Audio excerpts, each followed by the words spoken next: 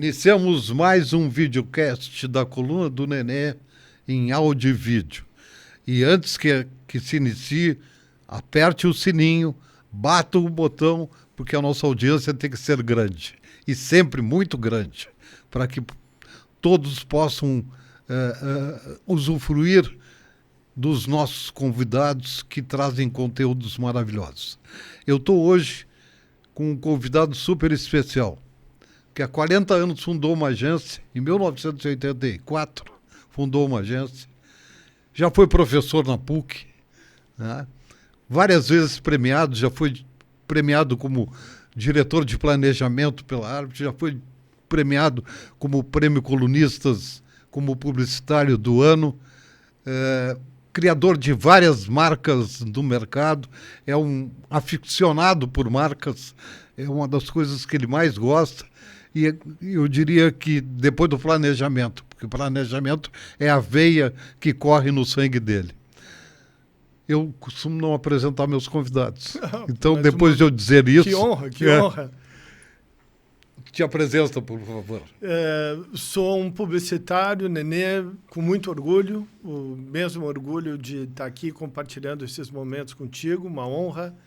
Sou publicitário, adoro essa nossa profissão, luto para que a gente não se engane sobre uma tal de obsolescência, uma profissão que tem muito espaço no mercado, talvez tenha que se redesenhar, está se redesenhando. Sou um publicitário raiz, nasci de um tempo em que a publicidade, com um filme, um anúncio, um jingle, podia compor uma história de marcas. Acompanhei uma evolução da sociedade brutal nesses últimos anos, uma mudança na sociedade brutal, jeito de se comunicar, jeito de transacionar, jeito de se relacionar. E estou basicamente num grande empenho de uma adaptação para um formato que não se sabe qual será, ninguém sabe mais nada, mas numa luta para entender e assim, valorizar o espaço que o publicitário tem nesse mercado. E para mim isso é muito claro. Eu sou o Luciano Vignoli. Eu, por coincidência, ontem me pediram para entrevistar o Luiz Lara, Perfeito. que é o presidente do SEMP, claro. Já foi presidente da ABAP. E uma das perguntas que eu fiz para ele foi: o SEMP acabou com a ABAP, com a ARP, com o Sinapro, com o FENAPRO, que a importância do SEMP é tão grande hoje que o mercado...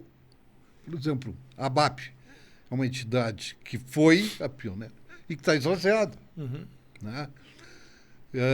O SEMP tem posição regional hoje, porque continua ainda as coisas no centro do país, Rio-São Paulo-Rio, etc, etc. E eu quis dizer isso para ele porque eu acho muito difícil. Eu acho que vocês, que são donos de agências, são os caras que são os loucos. Né? Porque ter uma agência no Rio Grande do Sul... Sem dúvida. É uma coisa muito difícil. É bastante difícil. Muito difícil. Né? Ainda mais quando tu tem um super veículo no Rio Grande do Sul. Sim. Né? Que é voraz. Sem dúvida. Que é tudo para ele. Né? Não porque necessita e porque tem 5 mil empregados. Sim. Né? Coisa custa, né? Então, uma agência hoje para viver nesse Rio Grande é uma coisa muito difícil, cara. É bastante difícil. Tu sabes bem, tu acompanhaste toda a nossa história. Nós sempre entendemos que a gente deveria ser uma agência multirregional. Se a gente se ativesse as fronteiras gaúchas, talvez a gente encontrasse ainda mais problemas do que estes rápidos que tu relataste nesse processo. E vou te dar um exemplo deste ano, porque nós estamos, felizmente, recompondo uma carteira grande de clientes, e está bem legal esse caminho, e, de repente, a gente se vê no meio de um cenário de uma enchente, em que as decisões, por óbvio, começam a atrasar os processos, os projetos foram cancelados, os processos foram adiados, havia clientes e circunstâncias que o cara não conseguia emitir uma nota de faturamento porque os caminhões não conseguiam sair das fábricas. Então, não vamos questionar esse tipo de decisão. Se nós não tivéssemos uma tradição no mercado catarinense, fundamentalmente, de atuação, e se a gente não recompusesse a nossa carteira baseada em relacionamentos antigos que tínhamos lá e que nos receberam de novo, de braços abertos, e compusemos uma série de projetos lá, bem legais, Vitória, que estão se desdobrando ao longo do ano. Não sei como é que seria o nosso ano. Mas posso te dizer também que a gente consegue enxergar aqui no Estado. Vou te dar um exemplo, assim, que nós estamos aí, sei lá, 30 dias com relacionamento com esta empresa, que nós estamos aprendendo a entendê-la. Uma empresa distribuidora de ar-condicionado, uma empresa ali de Teutônia, uma fachada discreta, uma operação que a gente nunca ouviu falar, e, de repente, a gente olha uma empresa de centenas de milhões de reais de faturamento, crescendo numa velocidade absurda, construindo filiais e desbravando o Brasil atrás de clientes onde é que eles sequer estejam. E a gente ainda enxerga esses fenômenos aqui no Rio Grande do Sul de empreendedorismo, de destemor, de enfrentar, que são inspiracionais para nós. Se a gente consegue trazer o nosso trabalho no sentido desse esforço e dessa construção dele ser percebida, esse é o nosso papel estratégico, efetivamente, né? É construir valor de uma iniciativa que tem 15 anos, está completando 15 anos. A gente nunca ouviu falar de uma marca Dentec. Quem ouviu falar nessa marca? Eu nunca ouvi falar. E são centenas de funcionários. Cada vez que a gente vai na empresa, a gente enxerga um lugar novo, uma meta nova, uma ambição nova, numa explosão de crescimento absolutamente que eu nunca tinha visto algo nesta velocidade. Olha, eu tenho 40 anos de janela, assim. Então, ao mesmo tempo, a gente estava falando há pouquinho sobre La Salle e Santa Casa. Um com uma experiência acadêmica não precisando salário, e o outro com uma experiência, que falar da Santa Casa. É uma coisa incrível aquele negócio. É internacional, lá. Internacional, um case internacional. Eu tive os visitando agora recentemente. Eu estive em Israel e vi uma sede do La Salle. Então, imagina só, os dois se fundem para fazer uma escola de saúde e oferecer pós-graduação na área de enfermagem e médica. Olha só. É uma coisa que, assim, ainda a gente vê um espírito empreendedor que nós precisamos somente casar com esse momento das organizações, em que realmente elas chegam a um ponto e se repensam e dizem para onde eu vou. Aí a gente tem que entrar. Me diz uma coisa, Luciano, e capital humano para isso, porque a E21 é formador de grandes gênios desse mercado. Isso mesmo. Cado Botega, Dudu Vanoni, Fernando Jarro, Meneghetti, e uma Gabriel, centena de mais. Mara, enfim. O mercado hoje tem aí uns... uma centena de filhos da E21. É verdade. Tem até dono de agência. Estou me esquecendo do Alexandre Assunção, também, senão ele vai ficar bravo comigo. O Pradier, né? O Pradier, que é dono de agência. É impressionante isso, né? E, assim, alguém pode pensar que isso possa ser algo que pensa, puxa, essas pessoas saíram daqui. Não. Isso é um motivo de orgulho. Sim. Eles dão para nós um período de contribuição. Teve um momento na história, Nenê, em que eu montei uma planejadora. Hoje é uma planejadora de absoluto sucesso, trabalha em São Paulo, pesquisadora, joga o jogo, está muito feliz, diretora de uma grande entidade da área da comunicação, meu Deus. E eu tive que substituí-la, porque ela chegou em determinado momento e disse assim, eu estou indo para a Espanha fazer um curso e vou ficar lá meses. Então, eu disse, meu Deus, Januza, não tem problema, é isso aí, força. Mas eu não vou te esperar. E eu peguei 4 estagiários para fazer o processo de... Estagiários, 4 estagiários. Os 4 estão no mercado e absolutamente vitoriosos como profissionais nisso aí. O orgulho, um deles ficou 10 anos comigo. Está em São Paulo também, trabalhando, se eu não me engano, na Interbrand, fazendo um trabalho incrível. Essas pessoas são talvez a nossa melhor contribuição para o mercado, além dos cases, evidentemente, que a gente constrói. Mas eu sempre digo que o melhor e o pior da nossa profissão são as pessoas. Sim. Elas são capazes de te orgulhar nesse momento. Mas hoje tu vê surgirem pessoas tão significativas como essas? Não, é diferente. É bastante diferente. Mas, assim, primeiro, a peneira tem que ser grande, o funil tem que ser muito cheio lá em cima e peneirando. E, de repente, tu enxerga, sim, algumas pessoas que dizem, olha, eu gostaria de sentar contigo para desenhar os movimentos da minha carreira a partir da E21. Essa é a hora em que os meus olhos brilham e eu sei que eu preciso me dedicar. Isso de qualquer geração? De qualquer... Assim, tem muita gente nova que eu sei o que tu está querendo provocar e vou, assim, corroborar com esse teu sentimento. Se a gente não cuida, há pessoas teflon, assim, pouquíssimo aderentes. Elas não aderem a nada, não aderem à cultura, não aderem ao horário, ela não adere ao cliente, ela não adere à metodologia, ela não adere a nada. E o fato de não aderir, só ter cuidado porque aquilo que tu quer. Então, essa pessoa, a rigor, não deveria fazer parte do teu time. Porque o que a gente quer são pessoas que vêm para uma cultura de mudar a metodologia a cada 15 dias, não há problema nenhum, mas seguir uma metodologia, seguir uma forma de abordar, olhar um cliente de uma maneira estudada, profunda, não ficar somente na superficialidade de mensagens vazias, vagabundas em rede social que não serve para nada, e sim aprofundar realmente numa relação estratégica. Se essa pessoa quer cometer uma aventura, a gente erra na seleção, ele não deveria entrar. Porque o que a gente precisa realmente são pessoas com espírito de time. Eu acho que a tecnologia atrapalhou isso. Acho que é um pouquinho de desculpa, porque ela cria uma forma de trabalhar também pouco aderente, muitas telas, muitos estímulos. Então, de novo, nós estamos falando de aderência.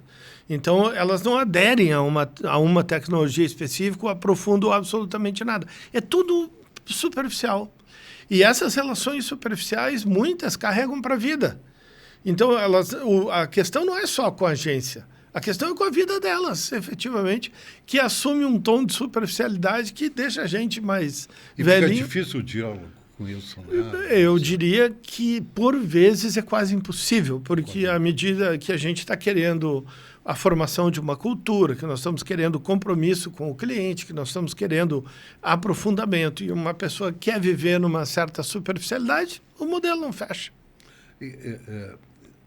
Eu diria o seguinte, eu acho que as pessoas ainda que entram nesse mercado, que querem trabalhar nesse mercado, não entenderam que isso é um negócio.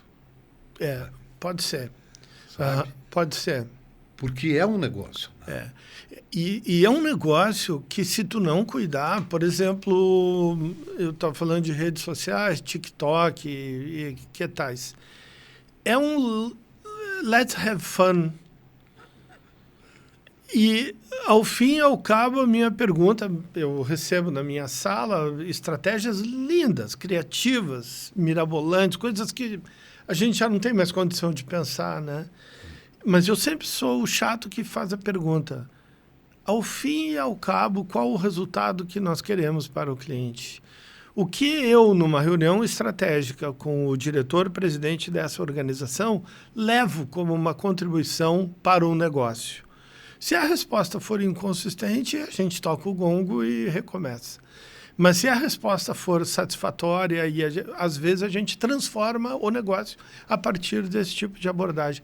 Fazer essa triagem hoje é um papel difícil de um gestor. Quantos clientes hoje são na E21? Aproximadamente 20 clientes. E a nossa carteira deve se estabelecer nessa faixa hoje. Primeiro, nós temos uma questão, Nenê, que é muito legal da gente pensar. Nós tivemos clientes na agência que ficaram conosco, os mais longevos, ficaram, ambos os dois que a gente estava, ficaram 19 anos na casa. 19 anos. Eu, esta semana, estive em Blumenau e almocei com a diretoria de um deles. Com juras de amor e tudo certo, e fizemos uma construção foi linda. Bom. e assim, desenhando perspectivas. Mas eu não consigo imaginar relacionamentos mais de 19 anos, assim. Não consigo mais. A oxigenação dos dois lados é de tal forma necessária que hoje a gente consegue maturidade nos relacionamentos que às vezes levava 5, 6 anos para a gente construir intimidade, conhecimento mercadológico. Hoje tu tem tantas fontes de pesquisa. Se tu fores estudar um cliente hoje, tu não para mais, porque e concorrentes e análise, está tudo à tua disposição. Eu sou do tempo de colecionar revista, né? De recortar as matérias, classificar numa pasta para ter um banco de dados organizado. Hoje em dia, na ponta dos dedos, tu acessa qualquer informação em todo o tempo. Então, essa volatilidade de relações, essa velocidade de relações... Tu acha que essa oxigenação se confunde com fidelidade? Acho que sim. E eu vou te dizer, eu acho que a gente tem que... Hoje, quando um relacionamento a gente se aproxima de um determinado período, a gente fica pensando, será que nós não estamos em modo avião? Será que a gente não está cômodo nessa situação, de um lado, de outro? Será que a gente não tem outras relações aí para buscar oxigenar essa vida no mercado, levar outras ideias? A vida, eu acho que está dinâmica para os dois lados, mas exige bastante. Pela tua formação, por ser um estrategista, um cara de planejamento e tal, eu diria, assim, sã consciência, que eu acredito muito mais naquilo que tu está fazendo do que numa agência mídia. Mas, assim, bom, esse é o nosso DNA. A gente não consegue ser diferente, mesmo que a gente quisesse. Nós somos assim, nós somos chatos, porque a gente pergunta, a gente incomoda, a gente critica. E, Nenê, eu, sinceramente, não sei se tu tem uma visão diferente da minha, mas ficar velho não tem graça nenhuma. Com exceção de uma coisa. A gente vai ficando desaforado.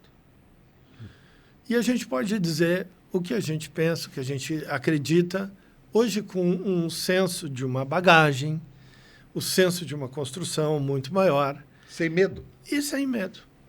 Então, vejo as empresas, assim, diante de uma miríade de possibilidades perdidas. Elas estão perdidas. O que prioriza? Rede social? Como é que... Mas eu preciso acontecer. Eu preciso gerar um fato. Eu na rede social, eu posso ser mais um, aí eu vou contratar um influencer. Mas e daqui a 15 dias outro, e depois outro, e vou desmanchar a mensagem que o outro fez. Elas estão perplexas, perdidas. Como é que eu me torno relevante hoje? Então, o planejamento... Sem credibilidade. E veja, assim, isso é bem importante, que eu acredito num dos elementos centrais de construção da marca é a verdade. A criatividade para contar a verdade, mas a verdade. Não adianta ficar inventando onda em cima daquilo que tu não é, porque logo vão te pegar no pulo... o mercado te pega no pulo, o usuário de rede social te pega no pulo. Então, sim, o planejamento agora passa a ser mais estratégico do que nunca, porque o cara chega para ti e diz assim, o que eu faço? Eu tenho tudo isso para fazer. Antes eu tinha que comprar só um espaço de TV e estava resolvida a minha vida. E agora eu tenho, olha isso aí, como é que eu vou fazer? Faço isso, faço aquilo, como é que...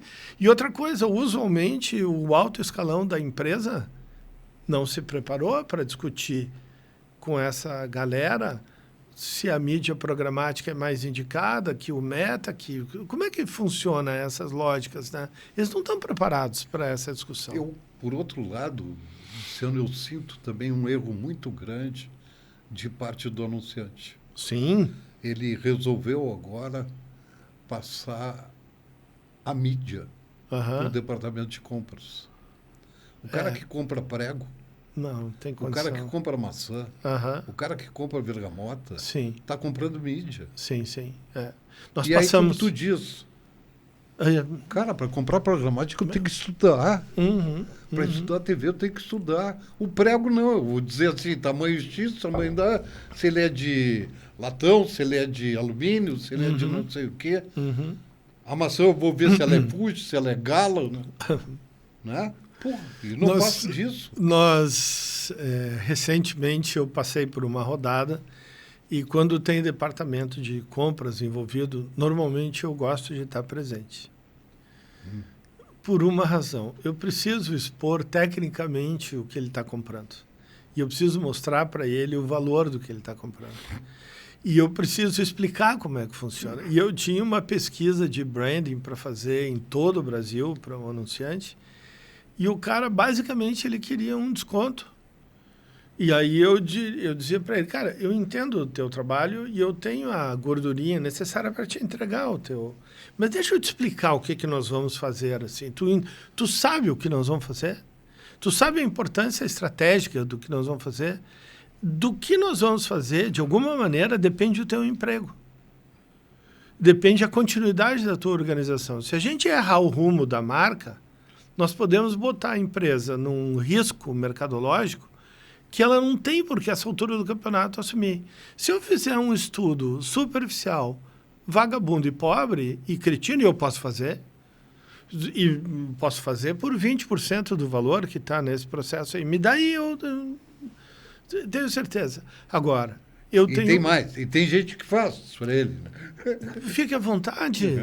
Agora, eu fui contratado, eu estou aqui em função de um presidente do conselho e do presidente da organização que estão me contratando por uma decisão profundamente estratégica. Nisso, eu vou até aqui. Mais do que isso, eu não vou botar o futuro da companhia em risco em função de um desconto maior ou menor que tu queira. Nós estamos tendo embates novos a todo tempo. Mas é o mundo que vivemos, a gente não tem como voltar atrás. E aí? E aí nós temos que estar preparados tecnicamente para o argumento disso. Nós precisamos ter uma entrega que depois não vai se transformar em 2 cards, um post, um riozinho vagabundo e uma dancinha de TikTok. É necessário uma entrega estratégica. Ontem eu estava numa reunião num cliente fascinante. Todos os diretores da empresa parados vendo uma decisão mercadológica. E eles estão olhando ali um posicionamento e estão discutindo se eles conseguem quebrar traços culturais para dar esse passo de avanço. Eu digo, vocês têm o tempo todo do mundo. E o cara diz, pois é, mas é o nosso jeito. Eu digo, olha só, nós estamos contratados para quebrar o jeito, para propor um novo jeito. E com todo o respeito e uma harmonia de... O jeito de vocês funcionou até agora, está aqui, vocês conquistaram o mercado, mas chegou a hora. São um gigante, entende? São gigantes.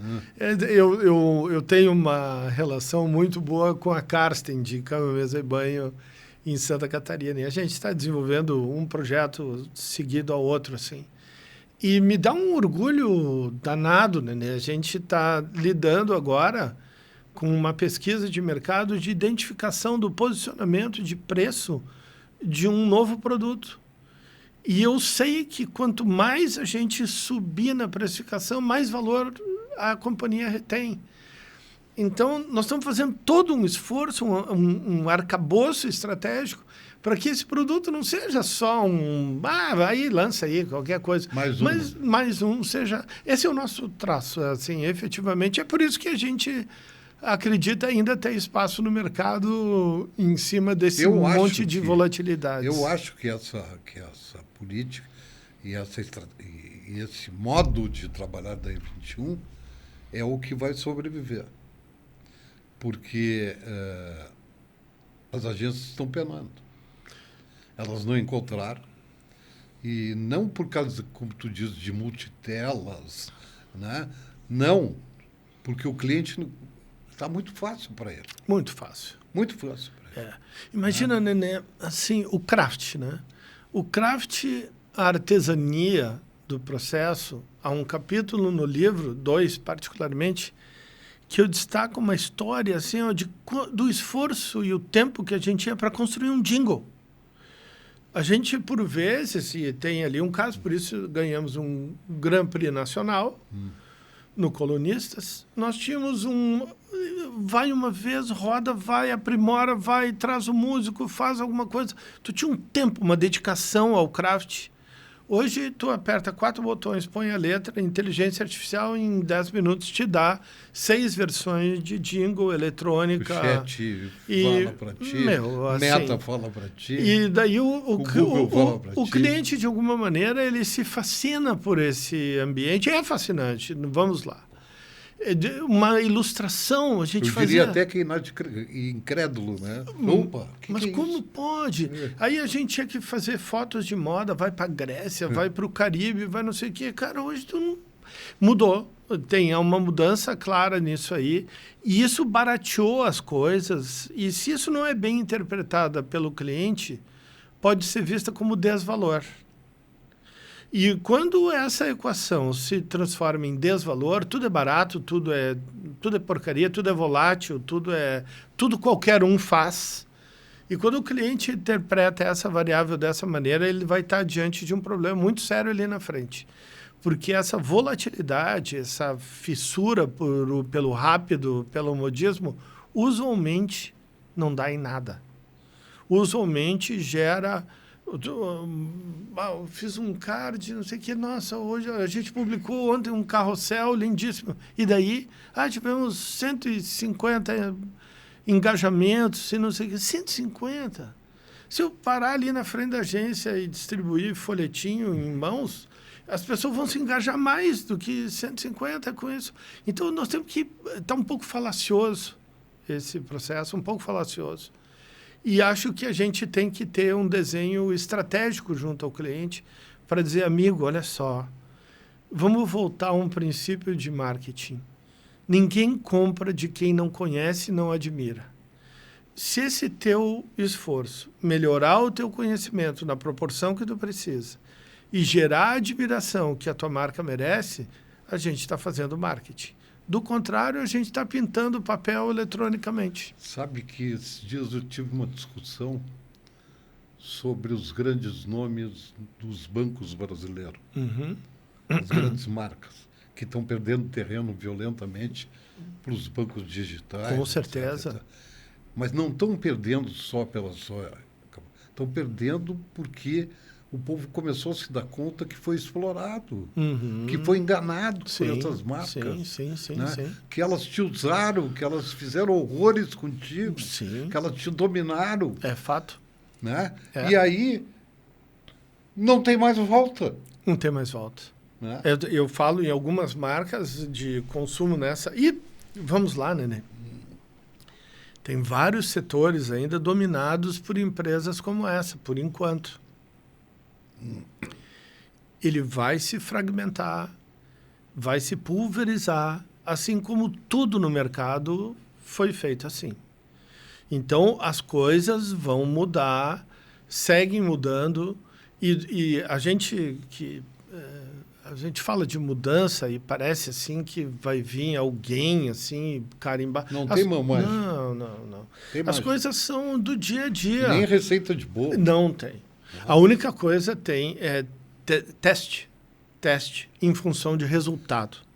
E eu acho que essa palavra, essa visão, ela tem que estar na mesa em tudo que a gente organiza. Os caras estão falando muito em tendência e experiência.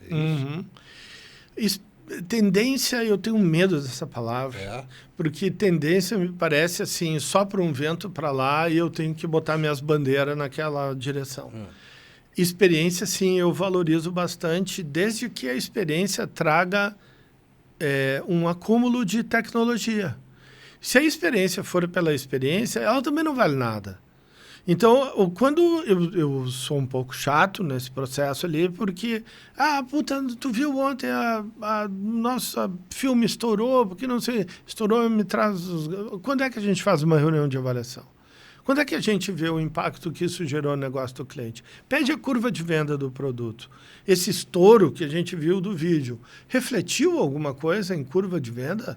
Se a gente tiver essa sensibilidade, eu estou junto. Nós temos instituições de ensino na agência.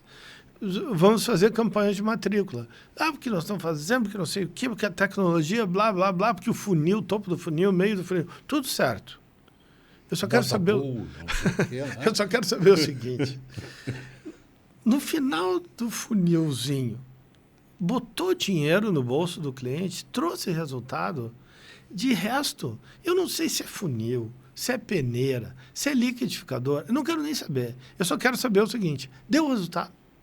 Funcionou. E, por vezes, hoje, alguns marketing do cliente se ofendem com essa postura. Porque tu começa a questionar iniciativas e decisões que não geram resultado. Tu acha que... tu, há 40 anos no mercado, tu falava muito mais com o CEO, sem com dúvida. o dono, sem dúvida. que hoje tu fala com sem o dono. Sem dúvida. E aí, eu acho que esses marketing são um anteparo para que a gente possa... Cara, tem gente discutindo, tem gente empatando o negócio. É um horror, porque não Nenê. aceita. É um horror, Nenê. Horror. Porque ele acha que ele é melhor que tu. Eu nem sei o que... assim, nós temos exemplos e pessoas assim que tu consegue, em 2 palavras, sintonizar. Eu vou dar um caso para citar que a gente tem bastante orgulho de atendimento. Vinícola Garibaldi. Essa é uma empresa centenária. Centenária. E nós estamos, graças ao estímulo dos profissionais de marketing que estão lá, imbuir o mercado de uma ideia de uma empresa centenária e moderna. Centenária e criativa. Centenária e sem fronteiras. Centenária e capaz de lançar...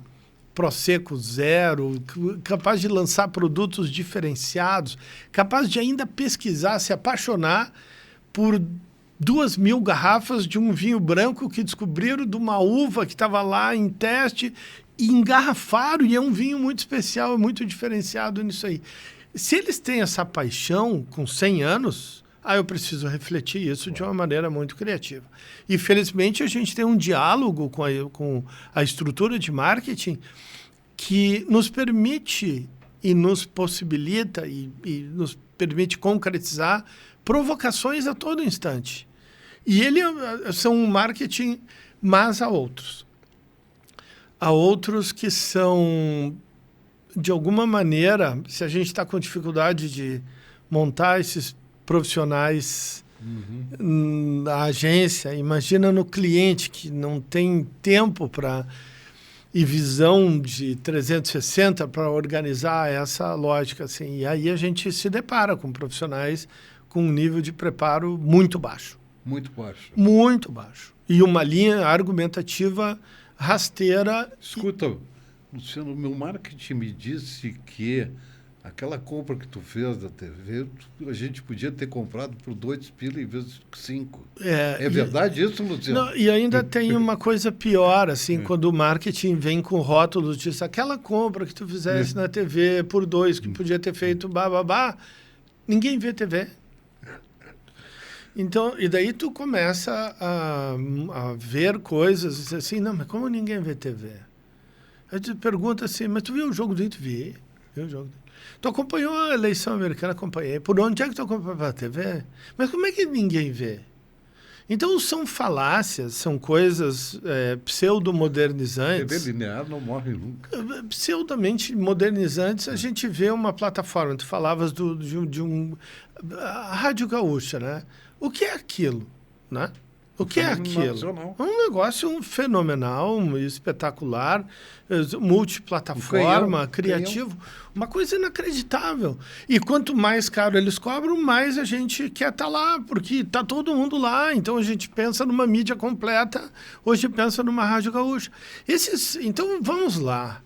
Esses tags, essas tags pseudo-modernizantes, a gente tem que ter um pouco de cuidado. Porque se a gente se atira nessas tendências, a gente pode desperdiçar, em vez de 5, 2, 50 e 20 em estratégias que, ao fim e ao cabo, não geram nada. Essa é a minha grande preocupação.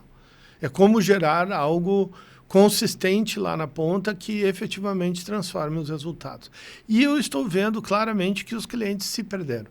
Acharam que a vida era fácil, que montando estruturas internas que hoje são muito mais caras do que contratar o serviço de agência. Por exemplo, eu tenho um segmento do mercado hoje, que é o segmento de varejo, que eu acho que está completamente perdido. Sim, aí entramos numa crise setorial grande. Minha filha mora nos Estados Unidos, eu tenho visitado os Estados Unidos com frequência, e às vezes fui a um shopping no centro de Houston. Tem um shopping center lá, fui no centro de... Não tem mais uma operação de varejo no shopping center. Ela está lá no Texas? No momento ela está na Carolina do Norte. Está perto entre Raleigh e ela Charlotte. Foi Trump ou... assim, a preferência dela como um pouco mais Kamala do que Trump, porque a gente está acostumado a ver um Trump que o cidadão americano não enxerga. Ou eles enxergam algo que a gente não vê. Para nós chega um Trump caricato, exagerado, um troço arrogante. E eles enxergam outra coisa lá. E a economia americana, nos últimos anos, sofreu bastante. A gente que vai lá e vai com o nosso dinheirinho suado daqui, assim, e vê que cada viagem ele vale menos. Muito menos. É uma sofrência. Eu tenho uma sobrinha em Orlando também, que se apavora. É impressionante, é impressionante. Diz que está dia a dia. Não, dia a dia. E uma coisa que a gente nem se dá, mas só que tu vai nos mesmos lugares e diz, o que houve? Que antes com $50 eu fazia a festa e hoje eu não começo nem a... Exatamente, mas eles têm uma diferença de uma simples loja do McDonald's ou por uma 21 e tal, de que mesmo eles não te vendo um tempo, eles te dão bom dia, boa tarde. Mas eles valorizam o cliente, né? O atendimento deles. Eles valorizam o cliente. Eu critico muito aqui. Eu sou cliente do supermercado, que tu também deve ser. Sim. Né? Tenho o cartão desse supermercado, tenho tudo desse supermercado, compro todos os dias lá, que fico bravo. Cara, eles nunca me deram um bom dia. É isso. E eles nível nunca de me deram, é mecânico, né? Nunca me cumprimentaram pelo meu aniversário. E isso, o varejo cai numa armadilha, porque baixa a sua estrutura de serviços, aí ele fica competindo por preço. Por preço, o jeito que a Amazon vem conquistando o mundo, ela vai liquidando essas Eu diria até o seguinte, varejo, né? Eu vou usar de dizer que Porto Alegre é a capital mais cara desse país porque nós temos uma referência. É verdade. É verdade. Porque ainda mantém um padrão de serviço que a gente tem que respeitar. E aí? E aí eu acho que o varejo vai seguir nesse processo de transformação quase inexorável. Eu não consigo entender, Lúcio, de eu comprar numa loja pela internet e o produto sair 20% mais barato ou 25% mais barato. Aí quando eu chego na loja, eu digo, olha aqui, ó, eu vi na internet isso por 2. Por que tu quer me cobrar 3? Não, porque aqui a gente tem luz, aqui a gente tem água, aqui a gente tem capital humano, aqui a gente tem não sei o que, segurança. Cara... Nós fizemos recentemente uma pesquisa com varejistas. E a grande para uma marca industrial. Os varejistas, eles dizem o seguinte, nós não sabemos mais como lidar com isso sozinhos, nós precisamos de ajuda. Nós temos hoje um inimigo assim, etéreo, que é uma tal de digitalização que faz com que novos hábitos de consumo, por vezes, nos transformem em showrooms. Então, chega a mãe lá, a mulher, com uma página da internet impressa, com um produto e pergunta, vocês têm esse produto aqui? Tenho. Eu faço isso. Posso olhar? Pode. Tá, gostei disso aqui. Quanto é? R$ 29,90. Não, mas aqui é R$ 25,90. Tu consegue fazer essa operação aqui? Não consigo flexibilizar tanto. Parará. Muito obrigado, graças. Olha, vamos cuidar. Vamos cuidar. E eu digo sempre, hoje, o cara que cruzou por uma porta hoje de um varejo, ele precisa ser extremamente valorizado, porque esse cara, ele tem o poder na mão. Todo o poder está na mão do consumidor. Todo o poder. No toque do celular, ele faz o que ele quiser, ele compra a hora que ele quiser. E uma coisa que a gente diz ainda é que o varejo fecha. Mas a gente está em estado de consumo permanente, né? Então, a gente olha um negócio na TV. Aí a gente diz assim, mas peraí, deixa eu dar uma olhada nessa oferta. Aí a gente vai ali, olha, pô, que legal isso aqui. Isso é domingo de tarde, 6h30 da tarde, no meio do jogo do Inter. Aí a gente pensa, mas eu vou comprar isso aqui. Pá. Aí tu faz um clique, o cara te dá o teu cartão praticamente desenhado. 2 cliques, pá, quero pagar em 3 vezes. Comprei. Isso é novo. Isso é um estado de consumo permanente. Isso tira essa compra que eu fiz do varejo tradicional, aqui, como fiz ficticiamente, tira de um varejo tradicional, se repete aos milhões hoje dentro do... Se o varejo não entender um papel novo de valorização absoluta do cliente, de realmente... Cada um que passar, esse cara é muito valioso, porque ele está me preferindo em detrimento a um processo de comodidade, conforto e conveniência absurdo. Eu preciso me reeducar. Sim, porque se tu for num shopping hoje, o que está vingando o shopping é a praça de alimentação. Eu fui no shopping no domingo. E aí, o shopping completamente lotado. E, alimentação? Assim, filas em sorveteria de 30 minutos de atendimento, de 40 minutos de atendimento.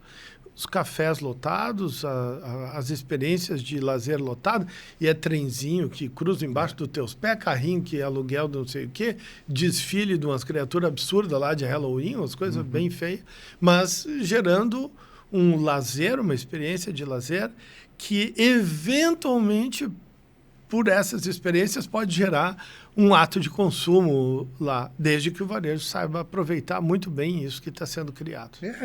Eu vejo, minhas netas não compram mais em loja, cara.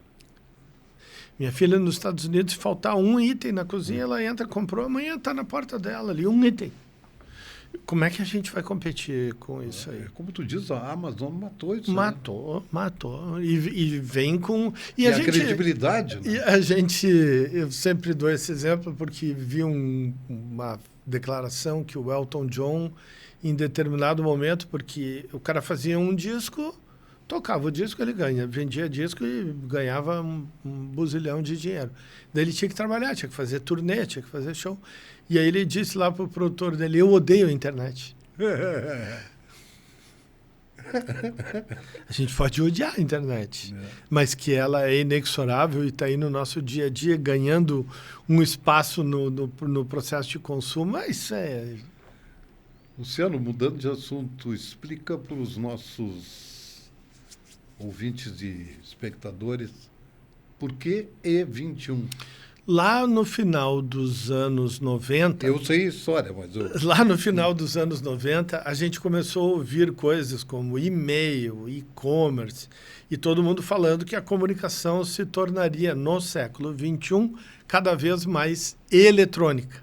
E nós vínhamos de um estágio de marcas que a gente foi passando ao longo, e a agência então se chamava Estágio 21. Isso. E nós fizemos a aliteração para E21, para modernizar a marca, e foi um movimento muito feliz, assim, e realmente nos colocou imediatamente num nível diferente de diálogo com as pessoas ao assumir um posicionamento de desbravar um mundo eletrônico.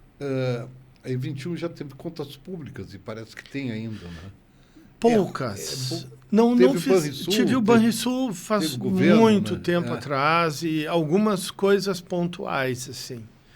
Foi no governo Colares? Não, foi no Olívio. Olívio. Nós fizemos um consórcio com um grande amigo que fiz na vida, que foi o Roberto Pintaúdi. E o Roberto, nossa, um cara que me faz uma falta pelas provocações. Sim. Porque era um cara que me ligava às 9h30 da noite, assim, cara, eu tive uma ideia. E tu tá com o cliente X, por que tu não faz isso para o cliente, assim? Eu dizia, Roberto, deixa eu absorver. Deixa eu processar um pouquinho aqui e vou entender. Tu não quer ir lá na agência tomar... Daí ele vinha... Isso me faz uma falta, esse tipo de pessoa hoje que entra na tua sala com ideias. E uma outra coisa que eu tenho como, assim, modo de viver nesses 40 anos, né? Uma pessoa que chegar na minha sala com ideias, eu vou ouvir. E se tiver ao meu alcance, em princípio, eu vou aprovar.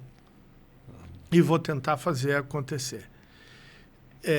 Hoje, o pessoal nosso entrou lá com uma ideia de fazer algumas operações online diferentes, assim, do modelo tradicional. E eu não queria, obviamente, atrasar aqui contigo, e eu disse, gurizada, olha só. Segura um pouquinho. O tempo que eu tenho para isso não está à altura da ideia que vocês me apresentaram. Melhorem aqui e ali e vamos de novo, mas quero dizer o seguinte, em princípio, vamos tocar. Vamos só ver mecanismos, mas vamos fazer. Que bacana. E eu acho que isso dá... em todos, seguranças de... Mas tu deixou eles... Deixou ele. Mas com tesão. Mas olha só, Nenê, a gente está falando muito de uma nova geração, né? E, por vezes, a gente transforma essa geração numa coisa ruim. Mas eles têm algo ótimo que as estruturas mais cartesianas não conseguem aproveitar, que é um certo espírito empreendedor. Como é que eu transformo, dentro da estrutura do meu negócio, as pessoas em microempreendedores internos? Se eu conseguir que esse grupo seja responsável por isso, e ele tenha uma remuneração especial por isso, se eu conseguir que alguém tenha uma remuneração especial por um tipo de projeto diferente, eu consigo, ou tento pelo menos, trazer um pouco do melhor dos dois mundos. A segurança de uma lógica de um emprego tradicional, mas a perspectiva do cara expandir a fronteira de atuação. Não precisa ficar lá cumprindo burocraticamente, como um personagem do Nelson Rodrigues, bater máquina. Não é isso que a gente quer. É um negócio que possa ser um microempreendedor. Esse seria o ideal. Assim, quantos são hoje? 50. E eu vou te dizer que esse é o ambiente que eu pretendo me dedicar à criação ali na frente. Porque os modelos de trabalho de hoje, eu já consigo delegar um pouco mais para uma estrutura que a gente tem. Agora, o que eu queria é criar dentro da lógica microempreendedores, pessoas com ideias que digam assim, olha, a agência ganha, eu gostaria de ganhar, e o cliente ganha, o mercado ganha, e está todo mundo feliz. Vamos lá, não é para mim, Nenê, eu não preciso mais. O que eu quero? Eu tenho 40 anos, eu não tenho sequer mais a vaidade de ser dono das ideias. Eu não quero mais. Eu já atingi o reconhecimento. O que eu fiz em 40 anos, se foi suficiente, deu. Se não foi, bom, não vai ser agora. Agora aqui.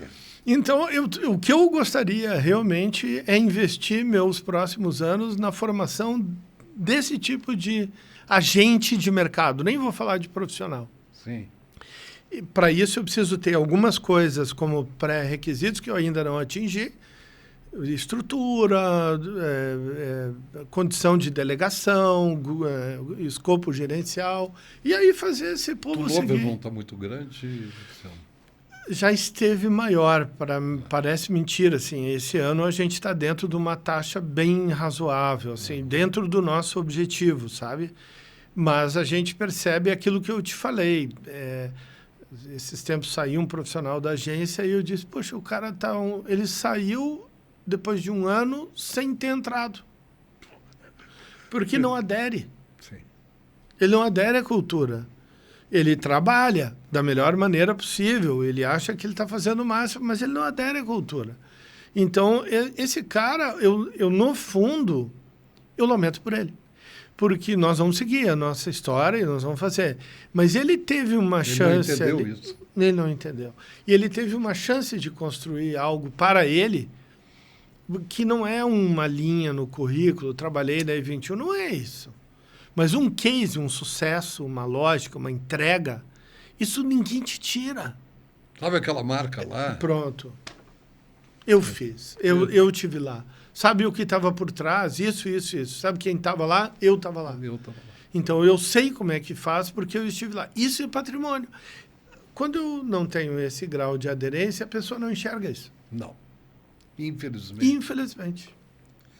Cara, que infelizmente nós estamos no fim, né?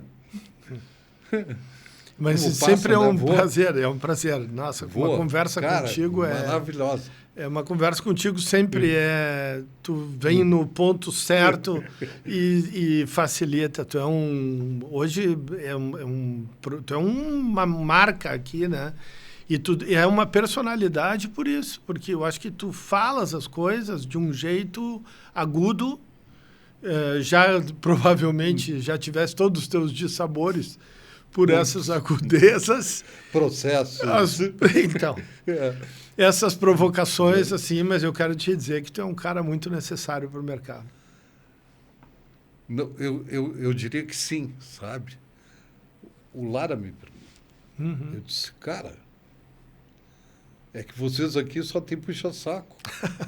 Eu não sou o corrimão do sucesso. É verdade. Então, cara, já tomei muita lambada tua. É. Então, sei do que tu está falando ali e já sofri na pele. Usualmente, as lambadas que tomei, eu chamava o povo e dizia, merecemos ou não? Primeiro vamos avaliar isso. Depois nós vamos brigar com o Nenê. Mas primeiro é o seguinte, vamos avaliar se a gente mereceu ou não. Normalmente, a gente merecia. Bah, cara, foi muito bom mesmo. Muito bom. Da mesma forma, me sinto em casa. Por informações de dentro da tua agência, porque tem um grande amigo lá dentro que está contigo, Sim. que vocês estão no caminho. E eu, particularmente, diria o seguinte, que é o único caminho. É o que a gente está buscando. É o único caminho, não tem outro. Mas, Nenê, uma coisa que até me surpreende, o ter escrito o livro nesse período e ter feito esse lançamento, ele foi muito importante para mim, pessoalmente, assim, mais do que eu imaginava. Tu estivesse no nosso evento, viste lá o calor que a gente teve de recepção das pessoas, do mercado. Nossa, inteiro lá. Foi incrível. E foi um marco, não de encerramento, mas de começo. O que está ali registrado... Vou te dar uma notícia bacana. A minha neta leu isso em 48 horas. Que legal. Esse é o melhor retorno que eu posso... Ela está na PUC. É o melhor retorno. Quando eu cheguei com... Sim. Ela estava lá visitando a minha esposa. Ela disse, eu quero ler. Que legal. Em 48 horas ela me Que legal. E me devolveu cheia de anotações. E legal. Começou a me... Mas, isso é verdade. Esse caso aconteceu mesmo. E disse para ela o seguinte, que o dia que ela quiser me visitar e conhecer e detalhar alguma coisa que ela queira ou alguma outra experiência, a casa está aberta. Eu sempre tenho tempo, né? Tenho uma agenda cheia, mas sempre tenho tempo. E tu ganhou uma campanha política agora, né? Sim, ganhei de Itajaí.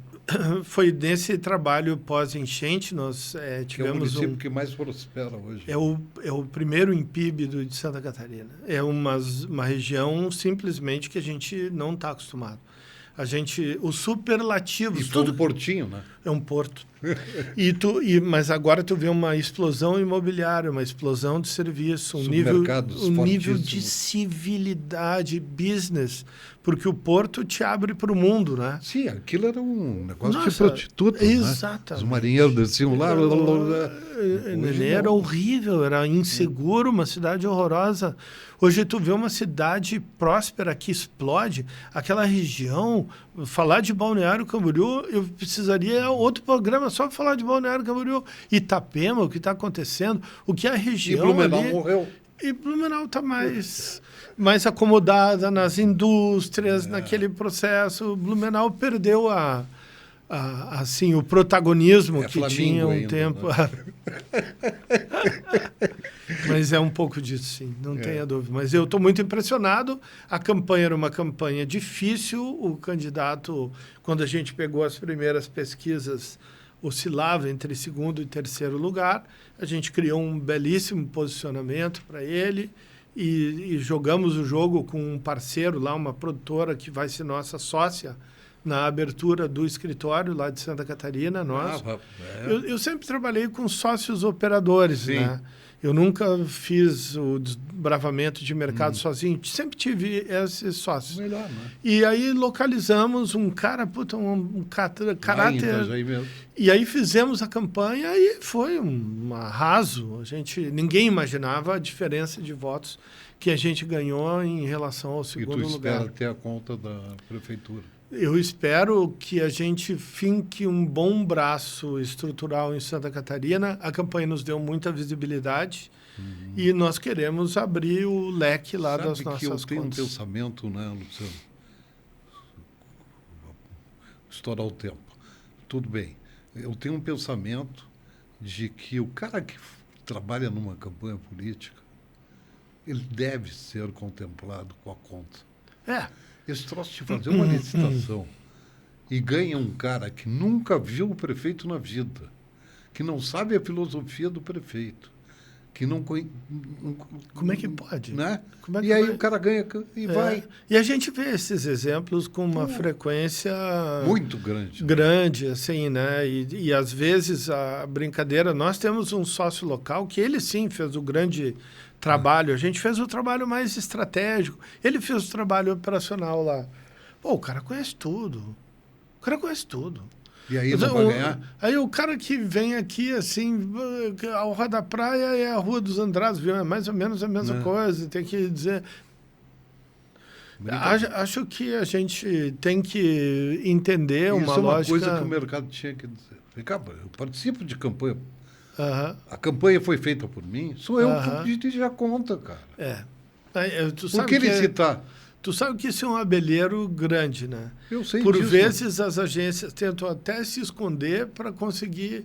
E tu vê grandes agências relacionadas com políticos de renome aqui no estado, os melhores, e tentam manter isso num low profile ali. Deveria ser um motivo de orgulho, né? Exatamente. Participar disso aí. Um motivo de orgulho. Um motivo de orgulho. Fazer um nome. Fazer um nome. E quando tu tens a oportunidade de fazer nomes de partidos diferentes, de estratégias diferentes, de valores diferentes, aí tu mostra mais ainda o teu profissionalismo. Olha o mérito do Fábio Bernardi em fazer um Eduardo Leite. Não tenha dúvida. É um dos exemplos. Não é? Então... Luciano, muito obrigado, querido. Eu que te agradeço. Como muito sempre. Obrigado mesmo. Só tenho agradecimentos. E essas canecas aí, bom, o livro já está sendo feito, já está sendo usado pela família. Sem essas dúvida. Canecas, também. Foi um pedido da minha esposa, que quando ela me viu chegando com a minha, ela disse a minha. Pronto. Né? E nós vamos para a praia.